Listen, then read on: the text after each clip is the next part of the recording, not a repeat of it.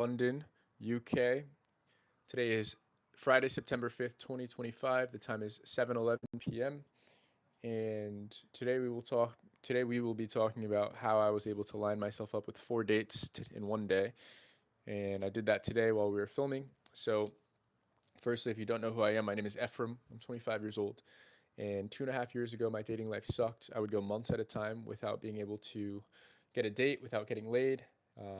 Month long dry spells, 8 months long, 9 months long. I was always envious of my friends and relatives that were able to attract hot girls, and I could not.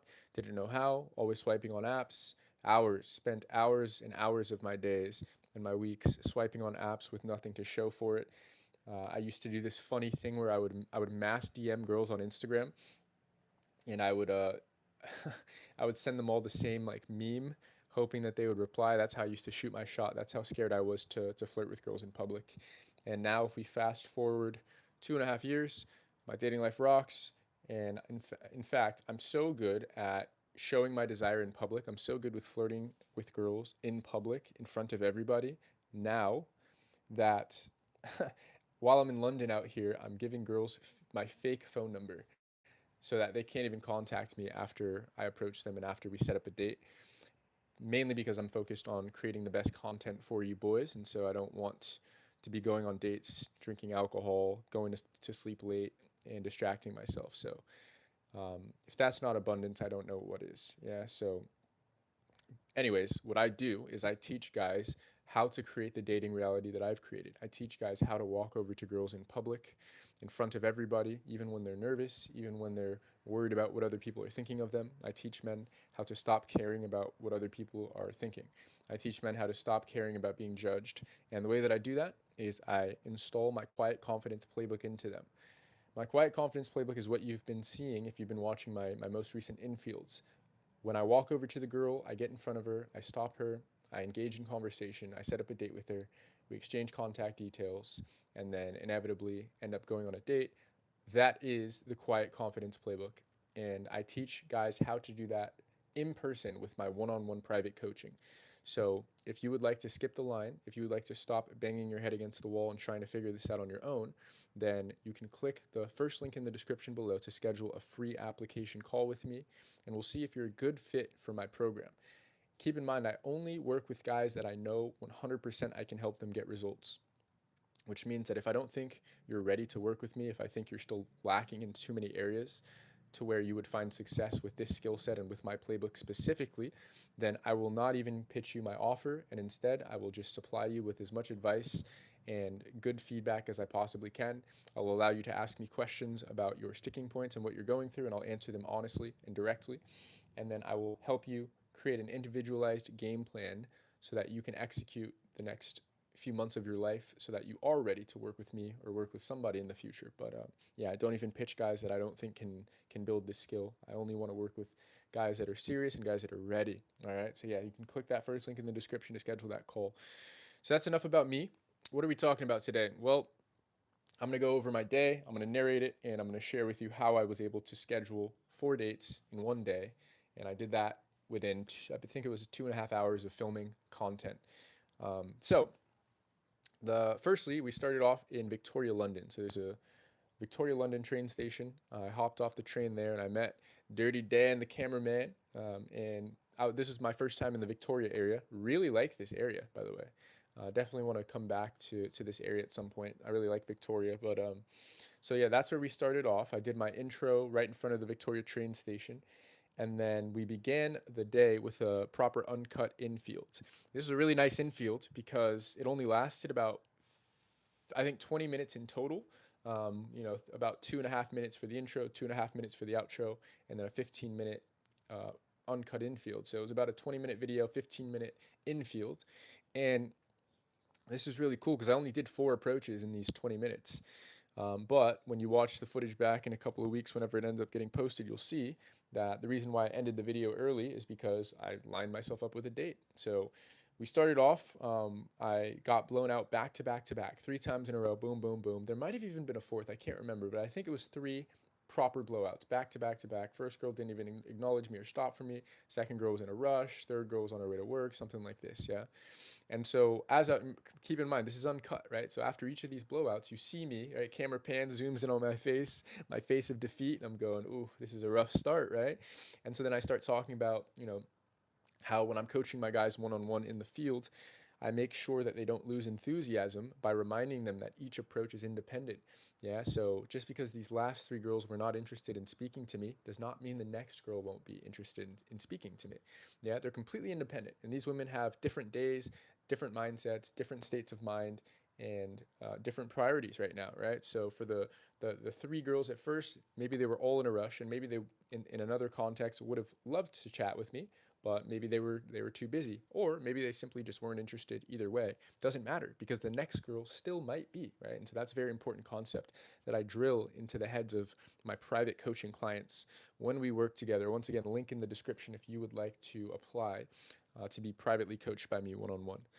So after that third blowout, I was given this chat about, yeah, we got to make sure we don't lose enthusiasm, right? The next one, your girlfriend could be right around the corner. Literally, you're like, think about that, right? Your girlfriend could be right around the corner.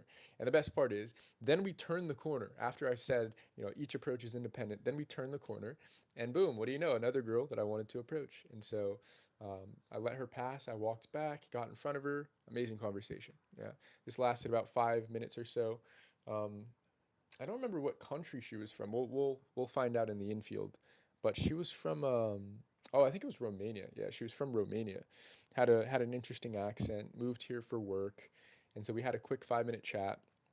Said, funny enough, when I told her I'm from San Francisco, she said that she had a friend that was from San Francisco that was staying with her currently.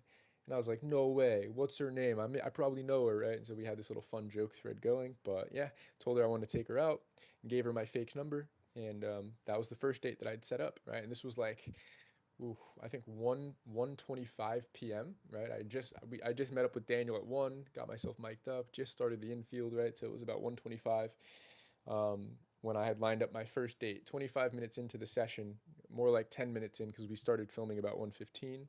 But yeah, there you get the gist, right? Very quickly, already had a date lined up. So there you go. That's date number one.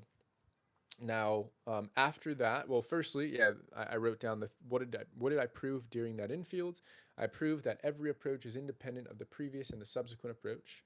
And I also proved that if I had lost enthusiasm after those three blowouts, I would not have gone in for that fourth approach, which turned out to be a great connection, right? So if I had let those three blowouts impact me, then I would have turned the corner, I would have seen the Romanian girl, and I would have gone, yeah, I should probably give myself a few moments because, the last three weren't interested. The last three didn't talk to me, so she probably won't either. And this is a big mistake that I used to make early on when I was beginning to learn the skill set is I would think that I needed breaks and I needed to take my foot off the gas, and I'm like, oh, well, I had a few blowouts back to back. And don't get me wrong, when I'm coaching my clients in person, I give them what they need. So if I can tell that the guy is getting really down on himself after three back-to-back blowouts, then we will take a break. But you'll soon learn, the better you get with this and the more reps you put in, the blowouts don't matter. All they are doing is declining the invitation that you're giving them, right? It's just like sales, right? Imagine you're knocking on a door, they open the door, fuck off, close the door. All right, next door, go knock. The next neighbor might be your first sale, right? And so very similarly here, except um, we're not annoying people as most salesmen do. Instead, we're giving compliments, right? We're making people's day brighter.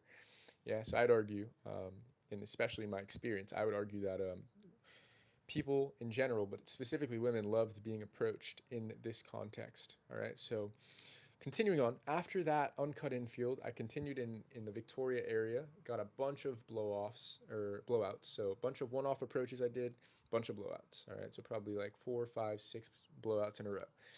All right, then towards the end, when we were walking out of Victoria, I ended up finding a Brazilian girl. She was taking photos of something. And I looked back and I said, Dirty Dan, I'm going to go in for that one. And so walked over, 10-minute conversation, amazing, very fun, very flirty. And turns out she was leaving for, I think it was the US or Montenegro, I can't remember. She was leaving somewhere though in 2 days. Today's Friday, she said she was leaving on Sunday. So when I told her I wanted to take her out, I said something along the lines of, well, look, you're leaving in 2 days, so might not even work out, but I want to take you out before you go. And then she said, No, I just don't have time, but it was so great talking to you, right? So essentially declining my date invitation. And so after that, we chatted for about 2 more minutes, but I didn't even bother giving her my number or anything because it was clear that it wasn't going to work out, right? And so abundance mentality means that you don't have to burn every lead to the ground, right? When the connection is there, but the logistics aren't working out, then you can just walk away, right? That shows that you're somebody that's powerful, that's been here before, but that also is not in a needy position with their dating life. And so yeah, that was a fun conversation. I had a great time getting to know her, and then I walked away, right? So still up until this point, just had one date lined up so far, right? And this was just today. Keep in mind. Okay, so continuing on, we were walking towards Parliament from Victoria, and bunch of blowouts on the way. I think two or three, and then got to this park. There was a girl sat next to the park, or sat in the park that is across from the Parliament building. So I walked over to her. She looked really good, actually. She was from some Eastern European country. I can't remember where. She was out here to study. Chatted with her for about 3 minutes or so. She was giving me no signs of interest, though. And so at one point, she made it seem like she was going to walk away from where she was sitting. And I said, "Oh, don't even worry. I'll walk away. Yeah, you don't have to leave just to exit the conversation. I'll just get out of here." So, yeah, still a nice conversation. Still appreciated the compliment, but it was clear she didn't want to talk. So, got out of there. So the next one was oh yeah, this one was nice. So it was a very fast 2 minute conversation as we were walking from the Parliament area to Trafalgar Square. I forget what it's called. There's some square on the way, anyways, on the way to Central. Trifugal Square, something like that. I'm sure you Londoners will correct me in the comments. But anyways, yeah. So this was a great conversation because it only lasted 2 minutes. She said she was running late to meet her friends. It's a girl that had lived in Michigan but was originally from London. Clearly a connection there. So even though the conversation only lasted 2 minutes, the girl was loving it, right? So what I said to the camera during the breakdown was basically what you're gauging for is, does this girl seem like she wants to talk to you? Right? That's like the best way to put it. Does she actually seem like she genuinely wants to be in that conversation and is excited to be talking to you? Because when you find a girl that actually wants to engage with you, then even if she's in a rush, even if she needs to go, if I were you, right, I would just exchange details and finish the conversation later over drinks or over coffee, right? Now, the mistake a lot of guys make when they're getting into this space, and this is probably something most guys will have to go through, as did I, but they don't have enough experience in conversations with women, and so just the fact that the girl is replying to what they're saying, they they mis they mistakenly they mistakenly interpret that as the girl wants to keep talking and is interested, right? Just because the girl is giving you formalities when you ask a question she answers does not mean she wants to talk to us, right? And so what I really look for, that's why I talk about connection a lot during my infields, is I'm really filtering for, is there a connection? Does this girl seem like she genuinely wants to be talking to me? And when I find girls like that, even if the conversation's 2 minutes, I still end up exchanging details with her, right? And so yeah, this girl was more than happy to exchange contact details. I ended up once again giving her the fake number, but I told her that I wanted to take her out. I'm here for for 30 days. You'll see as well, right? If I don't know if Isaac's watching this, but this is something big that we were working on during your immersion, Isaac, if you're watching, which is just being able to say with your chest what you want, right? So I remember I just looked at her, and I said something along the lines of, "All right, you're in a rush. You got to go see your friends, but I'm here for 30 days. I want to take you out."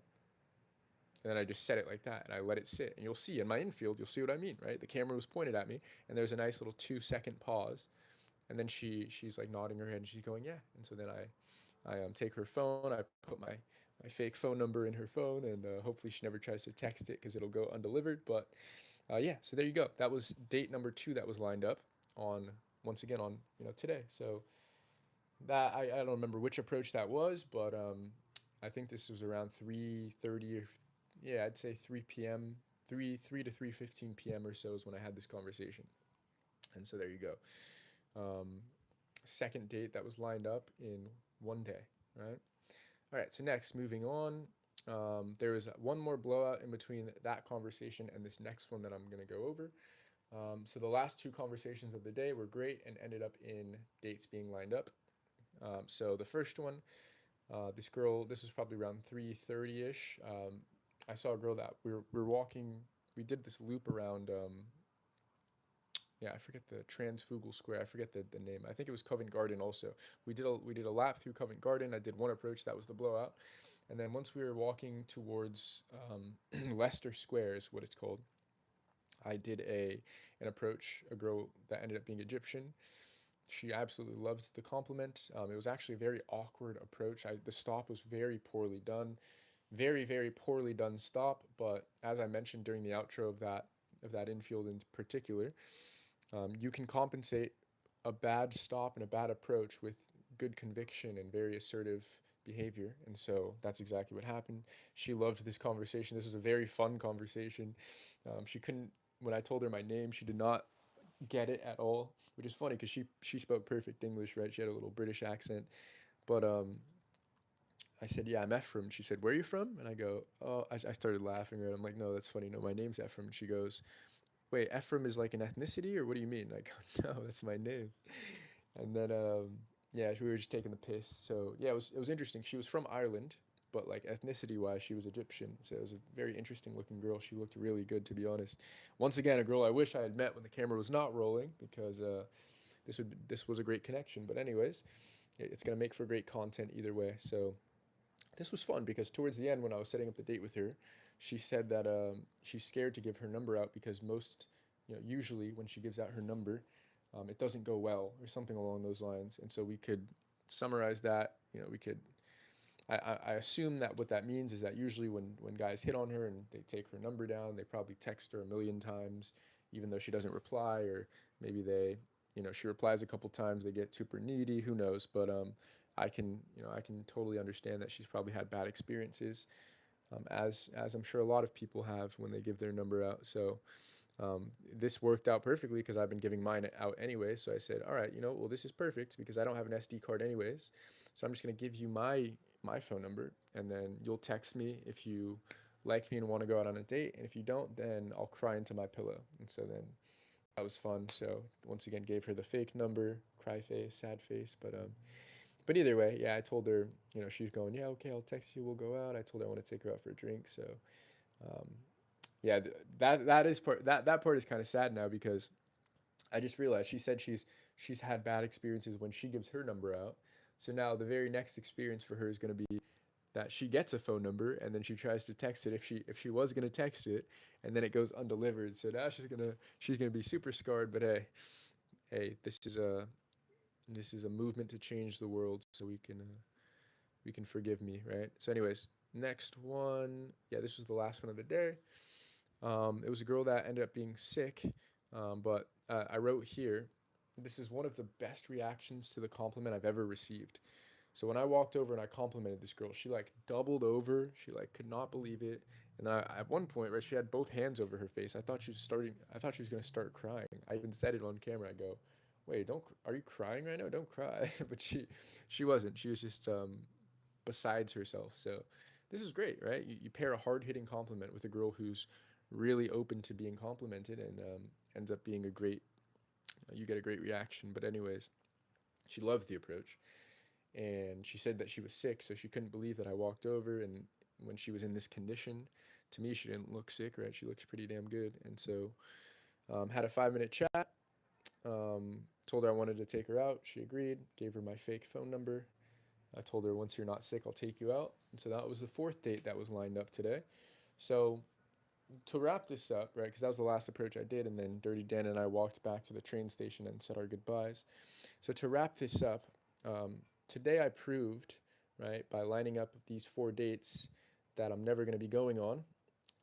I proved that you can bounce back from having a rougher day of approaches, right? So yesterday, I think I titled the video something like, I got rejected 100 times today in London. All right, now clearly I was exaggerating. I think it was probably something like 15 to 20 times, but still, that's plenty, right? Plenty of rejection for a man to go through in a day. And so today was proof that you can bounce back, right? That you can go from just having a shit day of mostly rejections to then the very next day go back out there and line yourself up with four dates. What do you know? right? And so I just these are some of the things that I love to demonstrate for my guys, right? That each approach is independent of all the other approaches. That you can go from having a shit day to a great day the very next day. And I love that I'm living this out for you on camera, so you can see that I'm not full of shit when I'm talking about these concepts. Because over the next few weeks and months, I've got a lot of infield content rolling out, and so you're gonna get to see just what I mean when I say these things, right? You're gonna get to see that I'm not just saying it just to say it. You're gonna see me live it on camera, right? Which I think is just so valuable. And hopefully, this, once again, the reason I'm making these live streams right now, the reason I'm making all this content out here in London, the reason I've drained my bank account to get this infield content is for the guys that watch the channel, and for the guys that have not even yet discovered the channel, who feel just like how I felt 2.5 years ago. They feel stuck. They're swiping on apps. They see that the whole world and the dating market is turning towards girls taking the reins, girls having to message you first. Guys are becoming so passive. They're becoming castrated. Yeah, they're becoming closeted heterosexuals, as my friend likes to say. They just don't know what to do. This is who I used to be, right? Most men these days, we feel so stuck and trapped, as though society has never been in such an abundant position as far as you can make money online. I've got clients and friends that make a living barely doing shit, and all of it's online, and all of it can be done from anywhere. Whereas you go back a couple hundred years and you had to really really earn that living, right? You had to hammer nails and stack bricks and build train tracks if you wanted to make some money a couple hundred years ago. And now you can do it all on your laptop in a cafe. So it's like life is so it's so interesting because we've never been in this good of a position as far as innovation, as far as opportunity, as far as potential, yet we've never been in such bad of a position when it comes to relationships, face-to-face communication, and specifically men being able to walk over to girls that they like. Yeah. And so now what do we see? We see that algorithms have taken a stronghold of our dating lives. We see that men are too, and this once again, this used to be me, right? 19, 18, 19, 20-year-old Ephraim was swiping on apps for hours at a time, days at a time, going weeks at a time with no matches, and months at a time without getting dates, and multiple months at a time without getting laid. That was my reality just 2.5 years ago. And so I learned this skill set, and now the reason why I've dedicated my life to it, the reason why I've quit my six-figure programming job, the reason why I've quit my remote software sales job, the reason why I've left behind those industries which I could have made a good living on, right? In which I could have made somewhat of an impact in. The reason why I've left those behind for this is because this is something I truly believe in. And I really believe in taking guys from where they're at, from this deep dark place, as far as dating, as far as self-belief and self-confidence and self-image. I believe in taking guys from that place and showing them the light, yeah, bringing them into my world for a few days, and then showing them what life is like on the other side of that fear, showing them what life is like when you're not so tied down by the opinions of others, by being judged, by being too scared to speak about things in public, and too scared to show your desires and your interest. Yeah, that's what I believe in. I believe in taking guys from where they are now currently, which is usually scared, nervous, anxious, fearful, and taking them into my world and showing them what life is like on this side. Because life is pretty fucking good on this side, boys. As you'll see in my infields, I've posted another one today, so go watch that if you've missed it. But yeah, all right. So, and just to end a fun story. The reason why I got 7:30 now, but the reason why I started the live stream so late today is because I had this fun run around town. I've been staying in Brixton, and I was trying to do my laundry today. So I went to one laundromat. They said that their last load was. I walked. I think it was like 15 minutes to one laundromat. They said, "Oh, too late. Our last load was 30 minutes ago." But try this one. So then I walked to another laundromat. They told me the same thing. So then I had that laundromat call another laundromat. Then I walked another 30 minutes to the next one, and finally, I got a guy who said that they don't close until late, and then I got ripped the hell off because after doing one load of laundry, the guy charged me 10 pounds, and I brought my own detergent.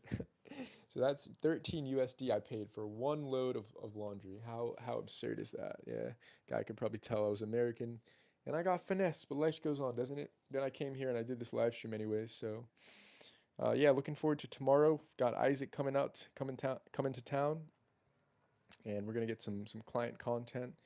Gonna have a fun session. Gonna give him some extra coaching and gonna get him filmed professionally so that he has better footage to audit, footage for years to come, so we can look back on and see how far he takes the skill set compared to today versus where he ends up. And yeah, I'm just looking forward to it. So yeah, to end off, boys, if if you've watched yesterday's infield, today's infield that I've just posted recently, if you've seen these videos and you're tired of just consuming my content, you're tired of watching me have a rock star dating life, you're tired of watching Ephraim walk over to these girls, and the funniest part about this, boys, is I'm wasting these approaches, right? Each of these approaches that I'm doing, I'm giving the girl a fake number, which means somebody else, one of my clients, right, Isaac, for example, or other guys that I'll end up coaching in London, they could have been the ones approaching that girl, and they would have done it genuinely, right, where they actually did take her on a date. So I'm wasting approaches right now because I'm trying to demonstrate what this skill set looks like. And so I would love to get to a point where rather than having to waste approaches so that I can generate clients, instead I can just teach these clients how to do what I do, and then they can actually go on these dates and not give the girl a fake phone number, right? So once again, if you're tired of existing in the shadows of my channel and watching me from the stands, and you're ready to step into the limelight, step into the spotlight, and make my reality your reality so that you never have to swipe on a fucking screen again and you never have to leave your dating life up to the Bumble algorithm or the Tinder algorithm or the Hinge algorithm, then click the first link in the description below and we'll see if you're a good fit for the program. Yeah. Schedule a free application call with me. And if we're a good fit, then I will install this exact system into your life so that you never have to swipe on an app ever again. I've not been on a dating app since like I think 2 or 3 months after I learned cold approach. I deleted all my fucking dating apps back in 2023 because I have no use for them anymore. I don't even want to meet a girl on an app anymore. This is so much more efficient. It takes so much less time, and I get to vet the girl and filter the girl beforehand to see if I actually like what she looks like in person, rather than do I like her filtered, edited photos on an app. And I get to see if our personalities match in person. Yeah, this is way better. So I'm so glad I made this decision to learn the skill set, and I'm even happier that I made the decision to start teaching it because lives are being changed on a monthly basis out here. Yeah. Isaac is coming back for a part two. Got my guy Sam out in LA, absolutely crushing it, updating the community. Yeah. Adam and John in their respective countries. Yeah. Just completely smashed through their fears and applying it to different areas of their lives as well. So yeah, join the fucking club, boys. Join Pull Private. Join Pull Party, the WhatsApp group. And if you want to join, by the way, then yeah, booking a call. We'll see if you're a good fit because I'm very particular about who I let into my inner circle. So yeah, boys, that's all I had to share. Hope you enjoyed. I'm gonna go make myself some dinner now. So I hope you enjoyed, and I will see you next time. All right.